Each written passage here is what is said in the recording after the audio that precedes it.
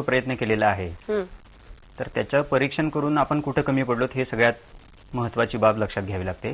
दुसरी जी बाब आहे की गेल्या वर्षीच्या प्रश्नपत्रिका बघून त्याचं स्वरूप लक्षात घेऊन त्यानुसार आपण तयारी करण्यावरती लक्ष केंद्रित करायला पाहिजे आणि मग त्याच्याकडे जाता येतं। पण तिचा अजून एक प्रश्न होता सर की भरती पुन्हा निघेल का, हे काय आहे आणि तुम्ही सांगता का तिला? भरती ह्या दरवर्षीच होत असतात। यूपीएससीचा एक सेट पॅटर्न असतो की डिसेंबर महिन्यामध्ये ॲडव्हर्टाइजमेंट येणार, मग तुम्हाला फॉर्म भरावं लागणार, जून महिन्यामध्ये तुमची प्रिलिमिनरी परीक्षा होणार, त्यानंतर ऑक्टोबर नोव्हेंबरमध्ये मुख्य परीक्षा होणार आणि एप्रिल मे मध्ये इंटरव्ह्यूज होणार। हा यूपीएससीचा अगदी फिक्स पॅटर्न असतो। परंतु एमपीएससीच्या बाबतीमध्ये असं वेळेनुसारच होईल असं सांगता येत नाही, कारण बाकी त्यांच्या तांत्रिक अडचणी असतात। परंतु दरवर्षी राज्य सेवा परीक्षा एमपीएससीची आणि यूपीएससीची सिव्हिल सर्व्हिसेस परीक्षा या दरवर्षी नियमित कालावधीनुसार होत असतात।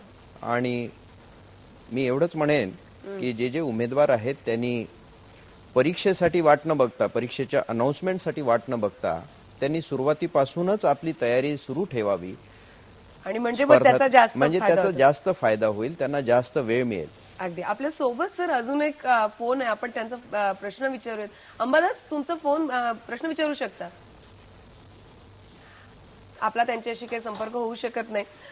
अनेकांना असे प्रश्न असतात की मी तयारी करतोय, कुठला सब्जेक्ट घ्यायचा, पण या सगळ्याच्या पलीकडे मला एक तुम्हाला विशेष करून प्रश्न विचारायचा की पोलीस दलात भरती होण्यासाठी काय तऱ्हेचा माइंडसेट लागतो?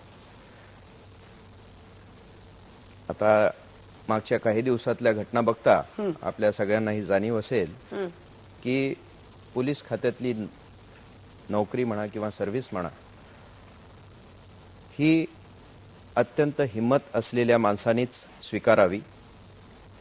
कारण यामध्ये जर तुम्ही तुमच्या मनाने कचकाऊ असाल किंवा तुमची हिम्मत होत नसेल अशा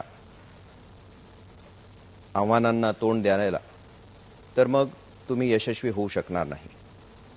तर सगळ्यात मोठं मनाची हिम्मत असणे ही अत्यंत आवश्यक आहे। त्यानंतर दुसरा सगळ्यात महत्त्वाचा भाग म्हणजे दुसऱ्या कोणत्याही सर्व्हिसमध्ये नाही असं अहोरात्र सेवा करण्याची प्रवृत्ती तुमच्यामध्ये असायला पाहिजे।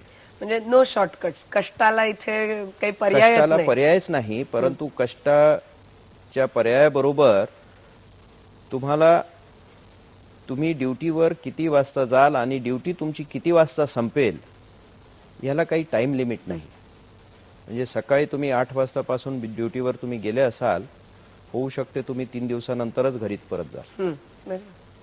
त्यामुळे मनाची तयारी करून ठेवणे आणि घराच्या कुटुंबियांना सुद्धा त्याची जाणीव असणे ही अत्यंत महत्त्वाची गोष्ट आहे। कारण जर घरातला मुख्य कर्ता माणूस जर 2-2, 3-3 दिवस घरात येत नसेल तर फॅमिलीचा सपोर्ट तुम्हाला, सगळ्या घराची जबाबदारी ही घरच्या मंडळींवर येते आणि त्यामुळे फॅमिलीमध्ये आपण ही जी मेंटल रिक्वायरमेंट्स आणि हे जे एक मनाचं हे लागतं त्याबद्दल अधिक बोलूयात। ते स्त्रियांसाठी आणि पुरुषांना दोघांनाही वेगळ्या पद्धतीने हे ऍडजस्टमेंट्स लागतात, पण ते आपण बघूयात ब्रेक नंतर। आपण आता घेणार आहोत एक ब्रेक, पहा फक्त IBN लोकमत।